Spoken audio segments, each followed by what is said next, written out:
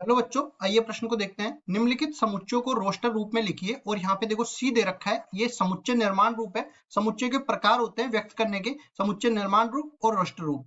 तो ये अपने को क्या दे रखा है, एक्स, और यहाँ पे ये चिन्ह प्रदर्शित करता है जहां एक्स एक अभाज्य संख्या है और अभाज्य संख्या पी का एक गुणनखंड, धनात्मक गुणनखंड है। प्रश्न को हल करने से पहले इसकी मुख्य अवधारणा के बारे में चर्चा कर लेते हैं। मुख्य अवधारणा। अब देखो, सबसे पहली चीज हमें ये पता होना चाहिए कि समुच्चय के प्रदर्शित करने के तरीके। समुच्चय, इसको सही कर देते हैं। देखो, समुच्चय को प्रदर्शित करने के तरीके। समुच्चय को निरूपित या प्रदर्शित करने के तरीके। प्रदर्शित करने के तरीके, ये पहला तरीका अपने पास है समुच्चय निर्माण रूप। समुच्चय निर्माण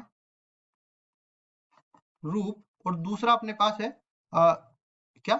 ये रोस्टर रूप। रोस्टर रूप। रोस्टर रूप में तो सीधा ही हम समुच्चय को इस रूप में लिख देते हैं। देखो, 1 2 3 को इस तरह से मैंने लिख दिया है। अब समुच्चय निर्माण रूप को अगर मैं लिखना चाहूं तो ये इस तरह से लिखूंगा। x, जहां पे x जो है अपने पास जो है ये प्राकृतिक संख्याओं के समुच्चय से है, और x का मान जो है छोटा या बराबर है 3 से। इस तरह से व्यक्त करूंगा तो ये अपने पास समुच्चय निर्माण रूप में आ जाएगा। तो अब चलते हैं सवाल में और आगे बढ़ते हैं, और अभाज्य संख्या क्या होती है वो भी हम लोग देख लेते हैं। अभाज्य संख्याएं। अभाज्य संख्याओं की परिभाषा ये कहती है कि ऐसी संख्याएं जो या तो स्वयं से विभाजित हो, या तो स्वयं से विभाजित हो,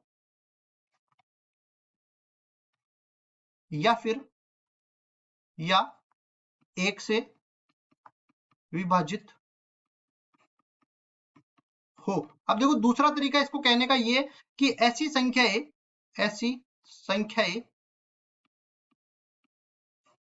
जिनके दो गुणनखंड हो, या फिर दो भाजक हो, ये भी कह सकते हैं। तो यहाँ पे केवल दो से कम भी नहीं हो सकते, दो से ज्यादा भी नहीं हो सकते। दो से कम हो जाएंगे तो वो ना तो अभाज्य होगी ना भाज्य होगी। दो से ज्यादा हो जाएंगे तो वो भाज्य कहलाएगी। तो यहाँ पे पी के बारे में बोला गया है, तो पी को क्या लिख सकते हैं हम लोग, पी गुणा में एक। समुच्चय निर्माण रूप में ये बोला गया है कि अभाज्य संख्या पी का एक धनात्मक गुणनखंड होना।